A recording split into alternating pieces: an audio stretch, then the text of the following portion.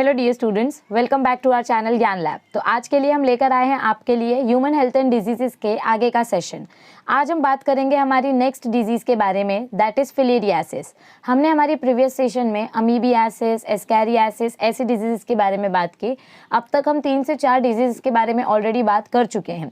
मैंने आपको last time भी बोला था, लास्ट टू लास्ट टाइम भी बोला था और आज भी बोल रही हूँ कि ये जो डिजीज़ वाले पार्ट हैं, इनको आप थ्योरी पूरा लर्न नहीं करेंगे, इनका आप कॉलम बनाएंगे। इनमें से आपको पॉजिटिव एजेंट्स के नाम याद रखने हैं, सबके साइंस एंड सिम्टम्स कॉमन हैं। किसी पर्टिकुलर डिजीज़ का स्पेसिफिक साइन, स्पेसिफिक सिम्टम अगर कोई है तो वो स्पेसिफिक सिम्टम आप लिखेंगे कॉलम में।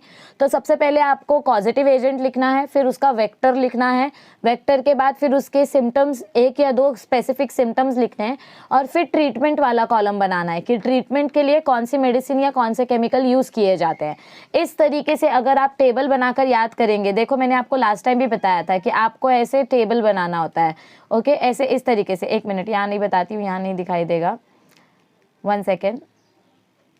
हाँ, इधर देखो, इधर देखो, ऐसे आपको मैंने कॉलम्स बनाने के लिए बोले थे। सबसे पहले आपका डिजीज़ का नाम आएगा ऊपर, फिर उसके बाद आपका पॉजिटिव एजेंट कि कौन से पर्टिकुलर ऑर्गेनिज्म की वजह से ये डिजीज़ हो रही है, फिर वेक्टर आएगा, जैसे प्लाज्मोडियम को कैरी करने के लिए हमको मस्कीटो वेक्टर लगता है। फिर उसके बाद आपके यहाँ पर आएंगे मोड ऑफ ट्रांसमिशन, अगर स्पेसिफिक है तो मोड ऑफ ट्रांसमिशन, नहीं तो यहाँ पर आपका आएगा सिम्टम्स। सिम्टम्स के बाद आप यहाँ पर लिखोगे ट्रीटमेंट। तो ऐसा कॉलम अगर आपने अब तक नहीं बनाया है तो प्लीज़ बना लो, क्योंकि इस चैप्टर में से डिजीजेस में से एक ना एक क्वेश्चन 100% आता है कि इस डिजीज का पॉजिटिव एजेंट बताओ या इस डिजीज को ट्रीट करने के लिए कौन सा ट्रीटमेंट मेथड यूज किया जाता है। एंट्रेंस में ट्रीटमेंट मेथड के नाम पूछे जाते हैं, मतलब केमिकल्स के नाम पूछे जाते हैं। तो मेक श्योर कि आप ये चीज़ें अच्छे से बनाएं और अच्छे से रिवाइज करें। अगर आप पूरा थ्योरी रीड करने जाओगे, पूरा थ्योरी रिवाइज करने बैठोगे तो आपको कभी ये चैप्टर खत्म नहीं होगा और ये चैप्टर उतना ही ज़्यादा लेंदी और उतना ही ज़्यादा बोरिंग लगेगा। अगर ये चैप्टर जल्दी से रिविजन खत्म करना है तो एक ही सोल्यूशन है कि इसके डिजीजेस के जितने भी डिजीजेस हैं स्टार्ट टू एंड, सारे डिजीजेस के कॉलम बनाओ, पॉजिटिव एजेंट लिखो, वेक्टर लिखो, सिम्टम्स लिखो और उसका ट्रीटमेंट लिखो। सब सिम्टम नहीं लिखना है, सिर्फ 2 सिम्टम्स, स्पेसिफिक 2 सिम्टम्स। ओके, तो चलिए अब आज हम स्टार्ट करते हैं हमारी न्यू डिजीज के साथ, दैट इज फिलेरियासिस। फिलेरियासिस को हम बोलते हैं एलिफेंटियासिस। आपने नाम सुना होगा हत्ती रोग। हत्ती रोग असं तुम्ही ऐकलं असाल। हत्ती रोग क्या होता है, कोई किसी मस्कीटो के काटने की वजह से आपकी बॉडी इतनी ज़्यादा स्वेल हो जाती है कि एलिफेंट फुट जैसा आपका बॉडी स्वेलिंग होने लग जाता है। मेरे नेबरहुड में मैंने देखा है, एक अंकल थे, मतलब he was pretty old, but उनका जो पैर है, उनका राइट लेग इतना मोटा हो गया था, मतलब it was giant, it was very giant, it was like the leg of the elephant. तो इस डिजीज़ में ये एक वर्म इन्फेक्शन है। ये कैसा इन्फेक्शन है, देखो यहाँ पर बताया गया है हमको, it is a nematode infection. ये एक वर्म इन्फेक्शन है जिसके वजह से आपकी बॉडी में स्वेलिंग होने लगती है, आपके बॉडी मसल्स में स्वेलिंग होने लगती है। चलिए थियोरी पढ़ते हैं, थियोरी में देखते हैं क्या बताया गया है। Filariasis is caused by thread like worms, nematodes. हमने क्या बोला था, नीमाटोड का मतलब होता है पतले पतले से वर्म्स।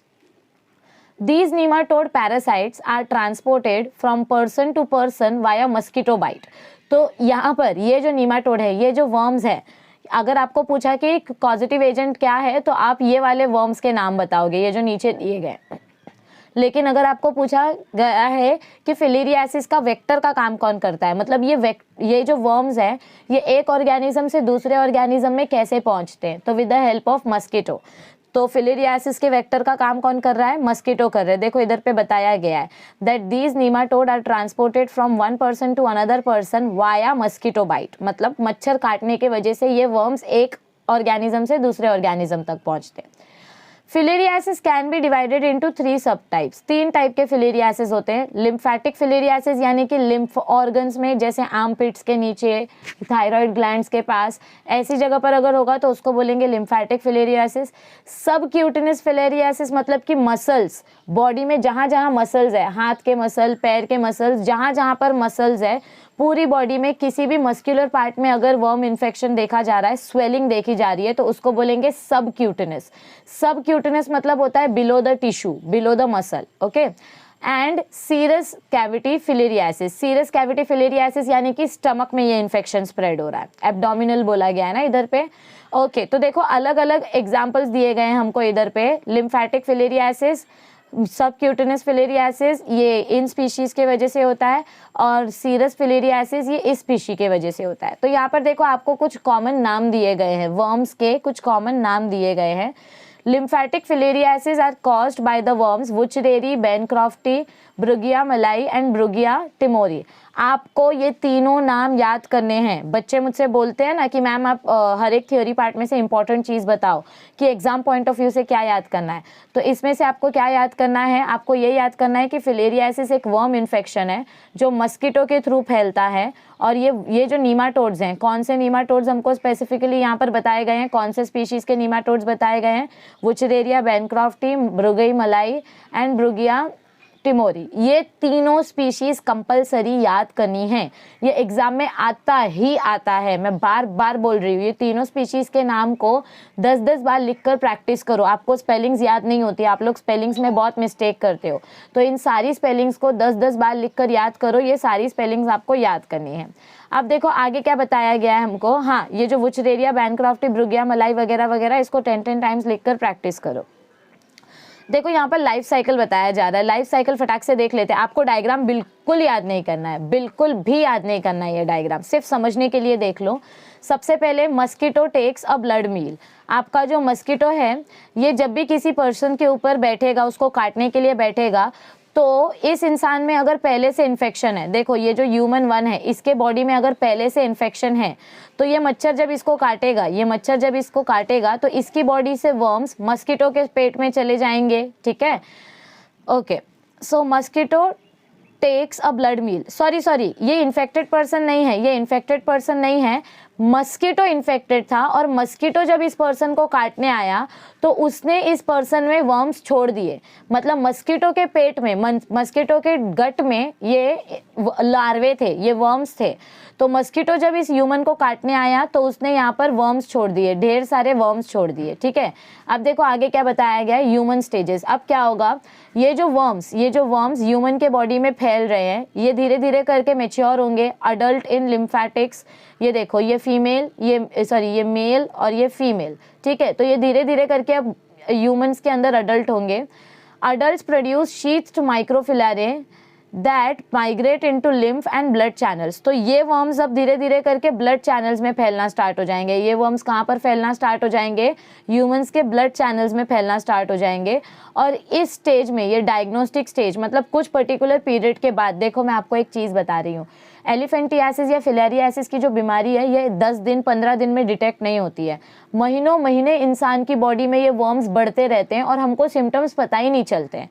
इसके सिम्टम्स बहुत लेट पता चलते हैं और इतने लेट पता चलते हैं कि फिर इलाज करना नामुमकिन हो जाता है। तो मतलब it is a very dangerous disease and it is a very slow growing disease. इसकी ये जल्दी डिटेक्ट नहीं होती है, जल्दी पता ही नहीं चलता है कि किसी को फिलेरियासिस हो रहा है। तो ये डायग्नोस्टिक स्टेज है। डायग्नोस्टिक स्टेज मतलब आपके अडल्ट वर्म्स देखने को मिलते हैं बॉडी में। अब समझो, अब किसी ह्यूमन को ये जो डायग्नोस्टिक स्टेज है, ये वर्म्स आपकी बॉडी में मैच्योर हो चुके हैं। मतलब समझो पहले मुझे फिलेरियासिस नहीं था, लेकिन मुझे किसी मच्छर ने काटा, उस मच्छर ने मेरी बॉडी में ये वर्म्स छोड़ दिए, तो मेरी बॉडी में ये वर्म्स मैच्योर हो रहे होंगे। अब मैच्योर होने के बाद मेरी बॉडी में ये वर्म्स स्प्रेड हो चुके हैं। तो अब कोई फ्रेश मस्कीटो जब मुझे काटने आएगा तो वो मेरी बॉडी से ये वर्म्स ले लेगा। ये वर्म्स जब मेरी बॉडी से लेगा तो mosquito takes a blood meal, it ingests microfilariae. तो मेरी बॉडी में जब ये मस्कीटो काटेगा तो वो मेरी बॉडी से वर्म्स लेके जा रहा है।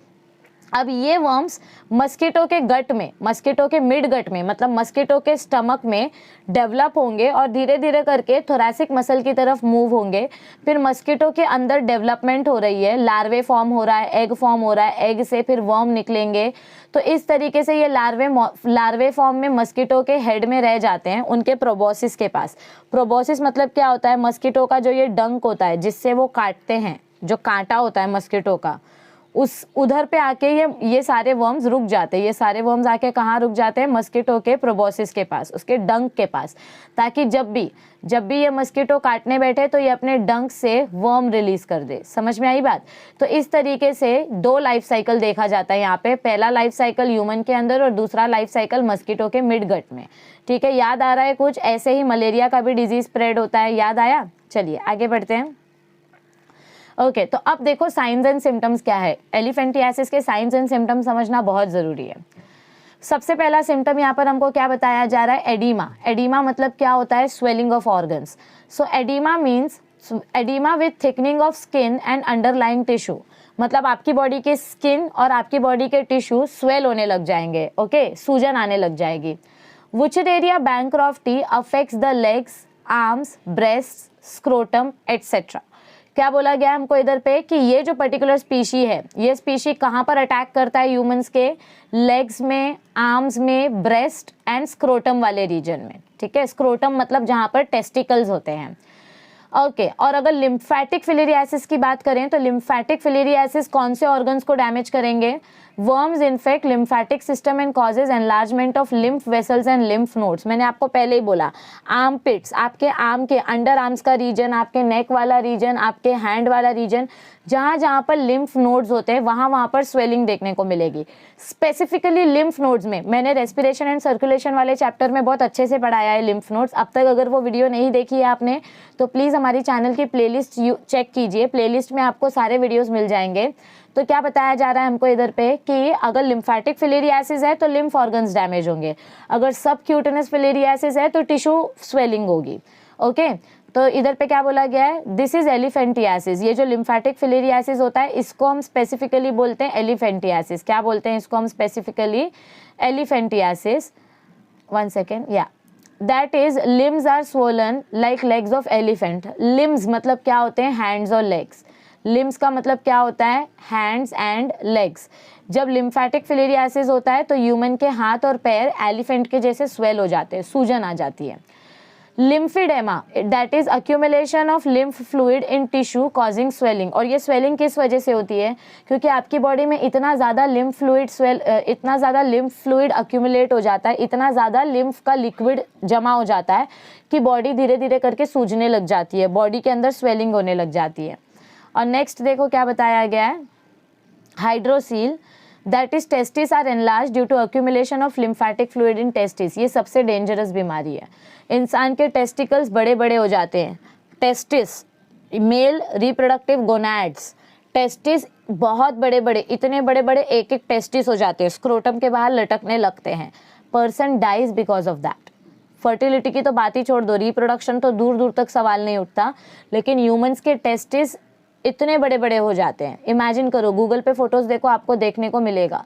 तो इधर पे क्या बोला गया है, हाइड्रोसील मतलब water will get accumulated inside the testis because of which the testis will get enlarged, okay. All right, अब देखो आगे क्या बताया गया है हमको, मोड ऑफ ट्रांसमिशन के बारे में बात की गई है। मोड ऑफ ट्रांसमिशन में बार बार वुचरेरिया बैंक्रॉफ्टी का नाम ले रहे हैं, और मैंने आपको पहले ही बोला है कि आपको इस डिजीज के कॉजेटिव एजेंट्स के तीनों नाम याद करने हैं। कौन से तीनों नाम, वुचरेरिया बैंक्रॉफ्टी, ब्रुगिया मलाई एंड ब्रुगिया टिमोरी, ये तीनों नाम याद करो, ओके। और जब आप ये कॉजेटिव एजेंट का नाम लिखोगे, मैंने आपको लास्ट टाइम भी बताया था, जब भी आप किसी ऑर्गेनिज्म का नाम लिखते हो तो उसको अंडरलाइन करना बहुत असेंशियल है, नहीं तो 0 मार्क्स, ओके। ऑल राइट, कैसे ट्रांसमिट होते हैं ये हमने लाइफ साइकिल देखा मोड ऑफ ट्रांसमिशन में।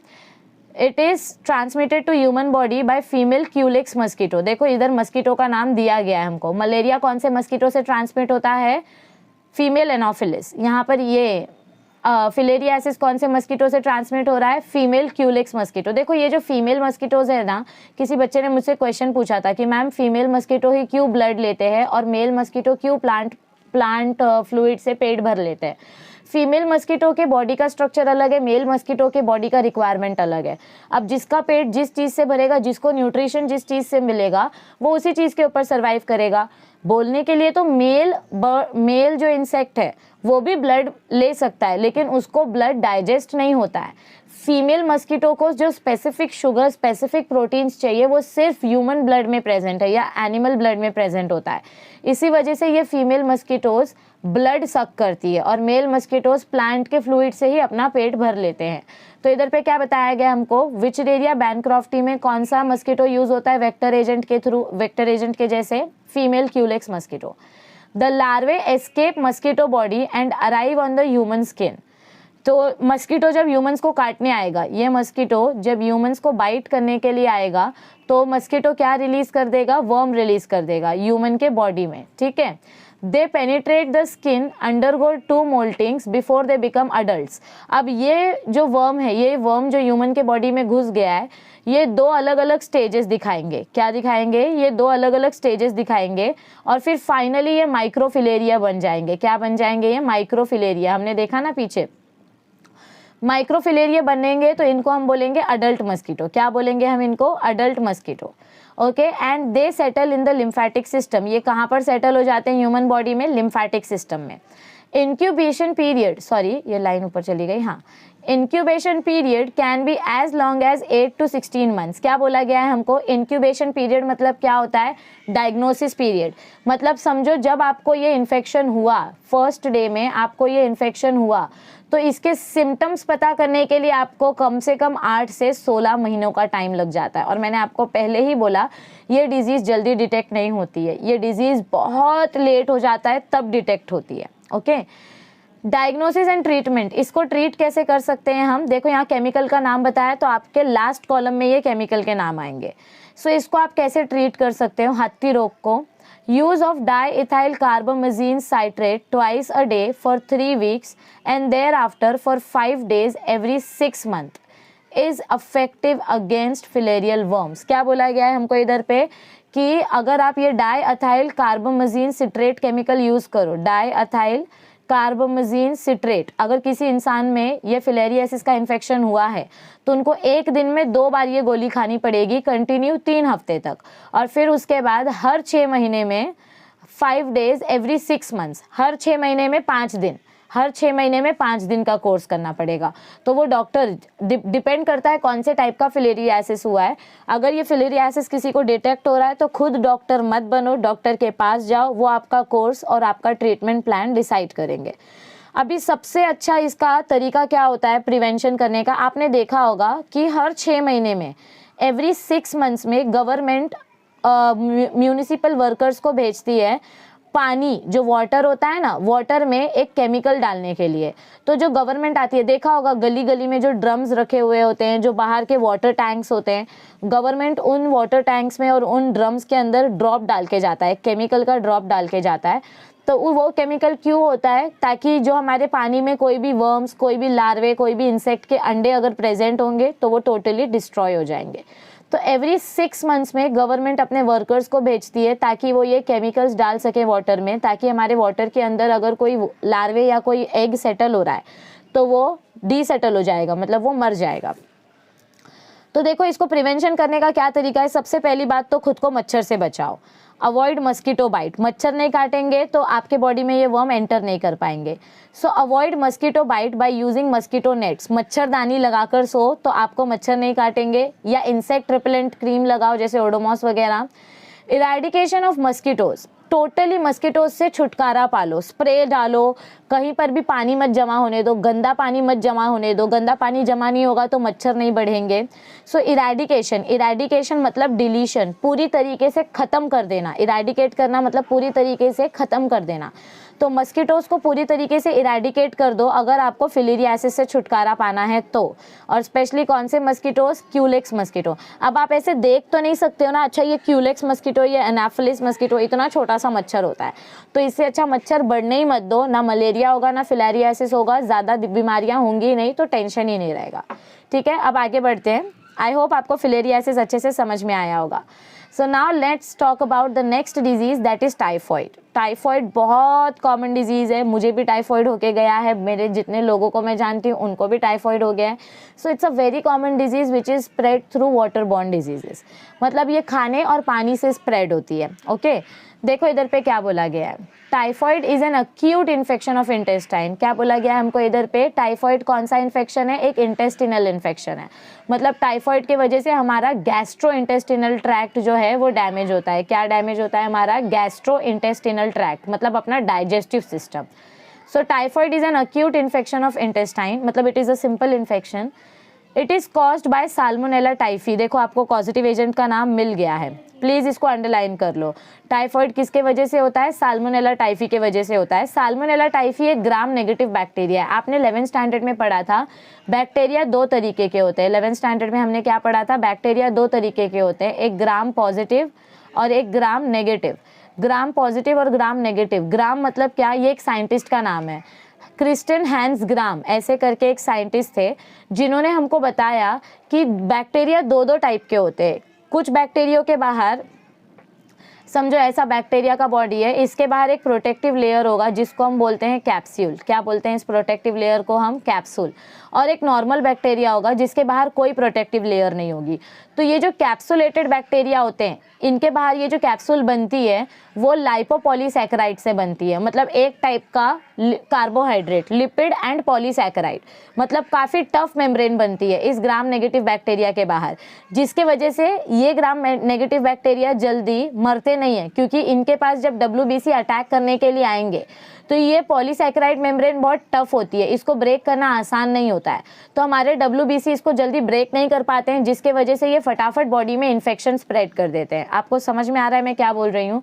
तो ग्राम नेगेटिव बैक्टीरिया बहुत डेंजरस होते हैं। और साल्मोनेला टाइफी कैसे टाइप के बैक्टीरिया हैं? ग्राम नेगेटिव बैक्टीरिया हैं, क्योंकि इनके बाहर एक स्पेशल मेम्ब्रेन है जो बनी है लाइपोपॉलीसैकेराइड से।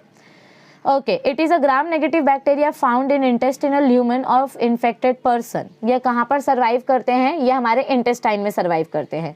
इंटेस्टिनल ल्यूमन मतलब इंटेस्टाइन की कैविटी, हमारे पेट में ये जो इंटेस्टाइन है, तो ये इंटेस्टाइन ऐसा ट्यूब जैसा स्ट्रक्चर है, तो ये ट्यूब के अंदर ये वर्म्स हमको देखने को मिलते हैं।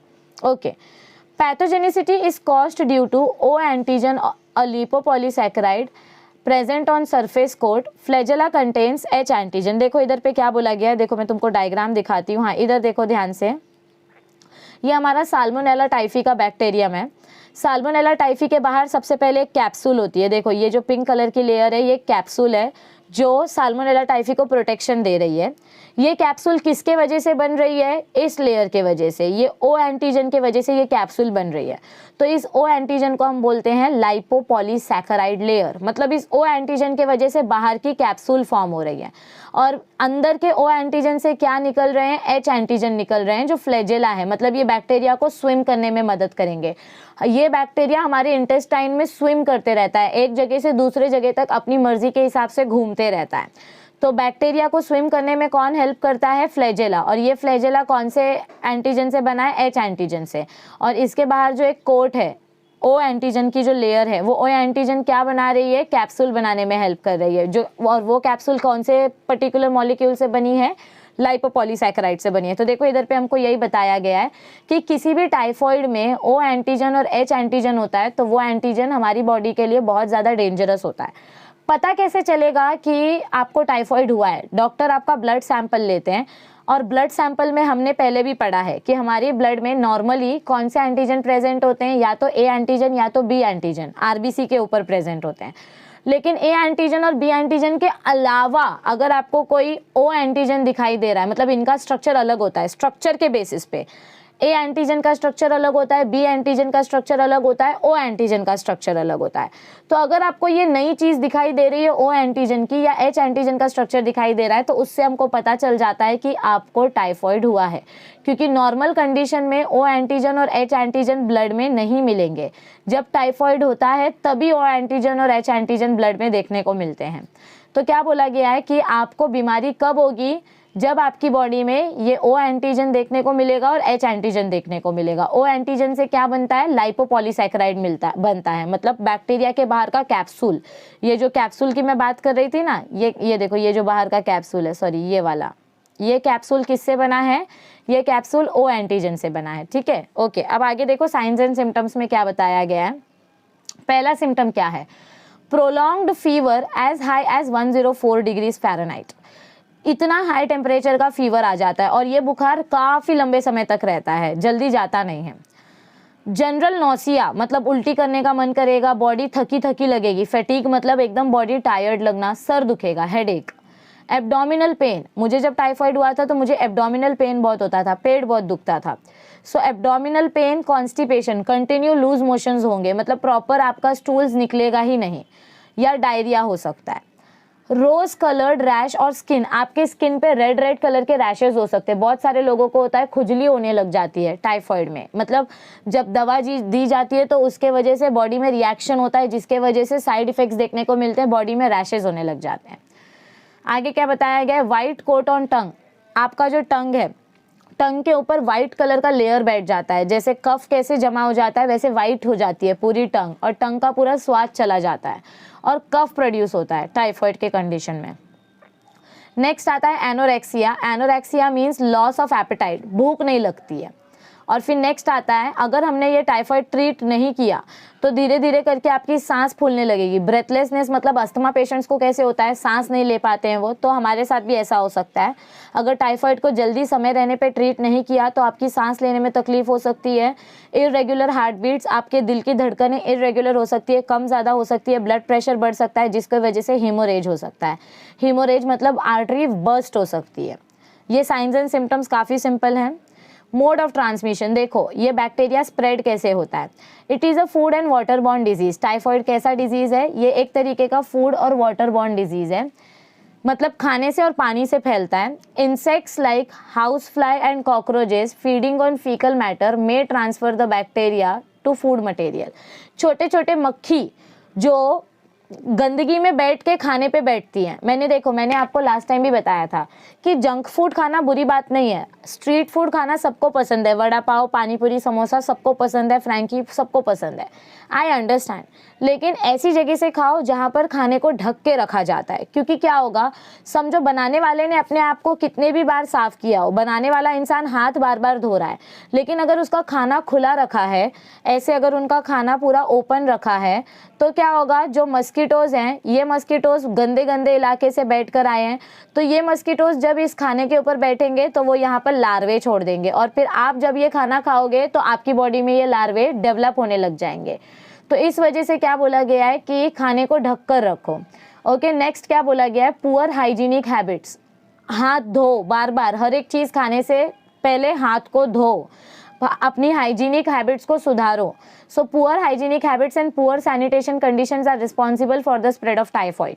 गांव वगैरह के इलाके में जहाँ पर लोग खुले में शौचालय करते, मतलब खुले में पॉटी करते हैं, खुले में शौच करते हैं, पॉटी करते हैं, तो उसके वजह से मक्खियाँ बैठती हैं उन पॉटी के ऊपर और वो खाने के ऊपर जाके बैठ जाती है, और फिर हम वही खाना खा लेते हैं।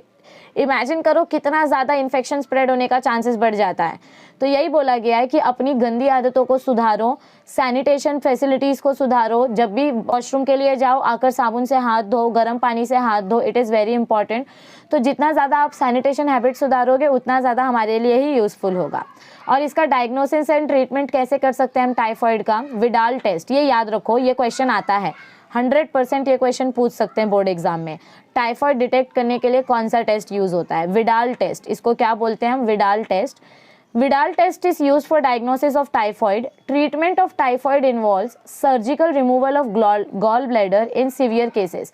समझो अगर टाइफाइड का बहुत एक्सट्रीम केस तक पहुंच गया और हमने उसका इलाज ही नहीं करवाया, तो उस टाइम पे फिर हमको क्या करना पड़ेगा, पर्सन का गॉल ब्लैडर रिमूव करना पड़ जाता है। गॉल ब्लैडर में इतना ज़्यादा इन्फेक्शन स्प्रेड हो जाता है कि अब वो बॉडी में डाइजेशन कर ही नहीं पा रहा है, गॉल ब्लैडर डाइजेशन में हेल्प ही नहीं कर पा रहा है, क्योंकि मैंने क्या बोला आपको, typhoid is an intestinal disease. देखो इधर पे हमने क्या पढ़ा था, टाइफाइड कौन सा इन्फेक्शन है, ये एक इंटेस्टिनल इन्फेक्शन है। तो इसके वजह से अगर टाइफाइड को जल्दी ट्रीट नहीं किया तो हमको गॉल ब्लैडर रिमूव करना पड़ेगा ह्यूमन का।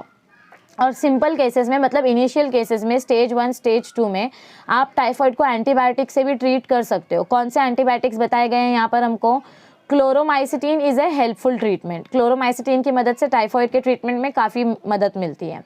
अगर आपको टाइफाइड होने से बचाना है तो वर्ल्ड हेल्थ ऑर्गेनाइजेशन ने हमको वैक्सीन्स दी हैं। For prevention of typhoid World Health Organization recommends, इधर ई नहीं आएगा, World Health Organization recommends 2 vaccines as oral vaccine and injectable vaccine. Oral vaccine मतलब क्या होता है, जो मुंह से दिया जाता है, ठीक है। हमने पढ़ा था ना वैक्सीन 2 टाइप की होती हैं, ओरल वैक्सीन और इंजेक्टेबल वैक्सीन। जो वैक्सीन एडिबल वैक्सीन होती है, अच्छा नहीं, आप ये पढ़ोगे बायोटेक्नोलॉजी वाले चैप्टर में, 12th वाले चैप्टर में हम ये पढ़ेंगे। ओरल वैक्सीन मतलब क्या होते हैं, जिन वैक्सीन को मुंह के थ्रू दिया जाता है, जैसे पोलियो वैक्सीन, ये वैक्सीन जल्दी बॉडी में काम करती है।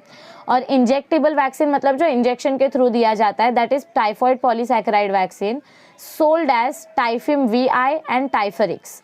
समझ में आई आपको बात। तो ये 2 वैक्सीन अगर आपने लिए तो आपके टाइफाइड होने के चांसेस कम हो जाते हैं। मैं ऐसा नहीं बोलूँगी कि वैक्सीन लेने से टाइफाइड होगा ही नहीं, हो सकता है मैंने भी बचपन में वैक्सीन लिया हो, लेकिन मुझे तो टाइफॉइड हुआ, अभी पिछली साल ही हुआ था टाइफॉइड।